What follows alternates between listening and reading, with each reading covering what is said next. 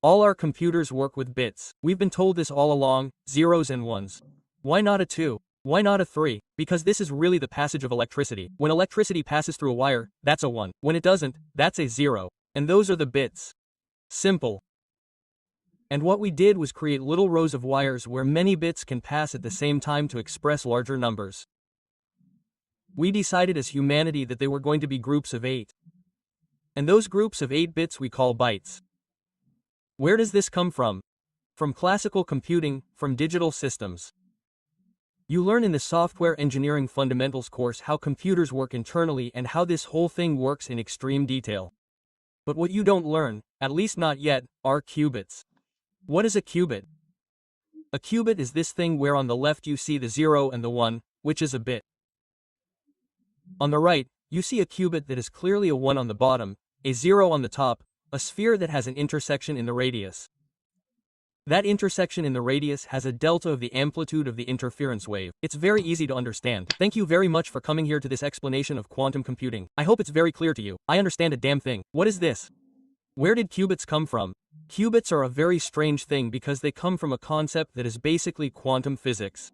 Classical physics is something that we understand things either are or they are not. At the quantum level, things get very strange. We know that everything around us is molecules, and those molecules are made up of atoms, and those atoms have neutrons, electrons and protons, and inside is where things start to get weird.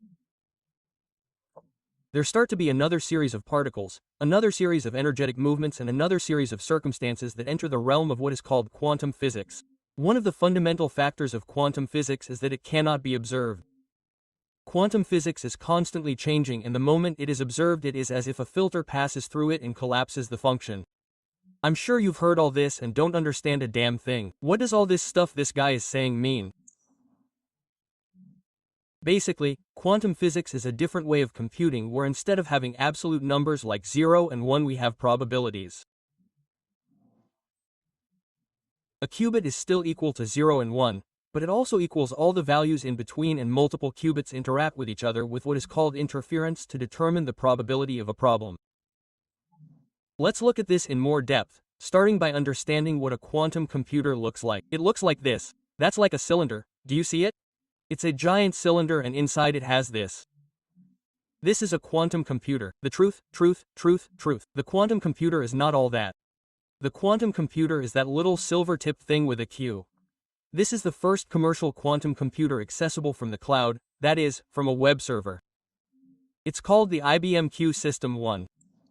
IBM has been researching quantum computing for many years, and they developed this system.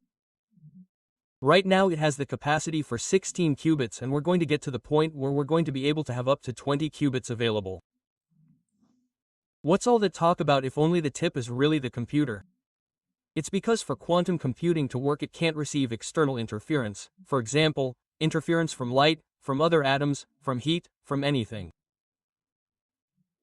So, this whole system is really a cooling and vacuum system so that nothing interferes with the components that generate the qubits. It's a vacuum-like space, and in fact it's 200 or 300 times colder than deep space. It gets to 15 Kelvin grams. That's how cold it is. It's just very cold, close to absolute zero, which is the coldest there is for the qubits to really work. All this comes from many years ago from one of the most famous physicists and one of the best physics professors in history, Richard Feynman.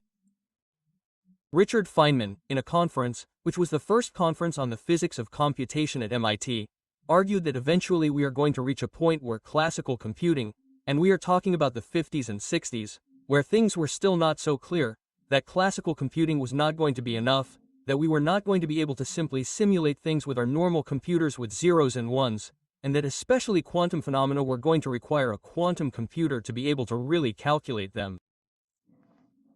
Very few companies have created quantum computers at a public level. We know that IBM has one, that Google has another. There's a Y Combinator startup called Rigetti, which has another. And there's a completely different company, founded in 1999, that's following a different theory to develop the quantum computer called DWA Wave, which has a different technical one, because quantum computing could be one of the most revolutionary technologies for humanity.